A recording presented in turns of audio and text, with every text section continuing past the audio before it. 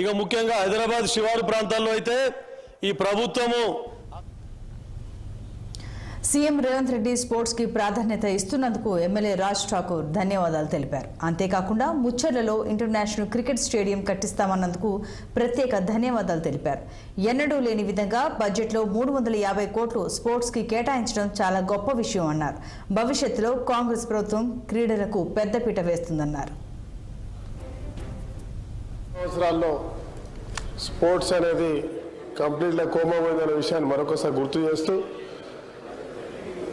Congress party ఆ రోజు ప్రభుత్వంలోనే స్పోర్ట్స్ చైర్మన్గా ఉన్నప్పుడు రాజశేఖర రెడ్డి గారి ప్రోత్సాహంతో హైదరాబాద్ని స్పోర్ట్స్గా హబ్గా చేసిన చరిత్ర అధ్యక్ష.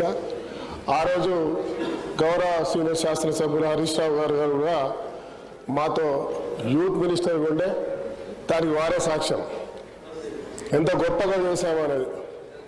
నేను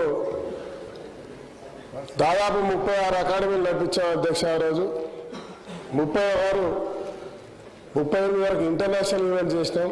1000 స్టేట్ అండ్ నేషనల్ ఈవెంట్ చేసినాం. ముఖ్యమంత్రి గారిని కోరుతా ఉన్నా, కాన్స్టిట్యున్సీ స్థాయిలో స్టేడియంస్తో పాటు స్కూల్స్లలో ఖచ్చితంగా క్రీడా ప్రాంగణం ఉంటేనే వాళ్ళకి పర్మిషన్ ఇస్తే విద్యార్థి దశ నుంచే క్రీడలు వస్తాయి అధ్యక్ష.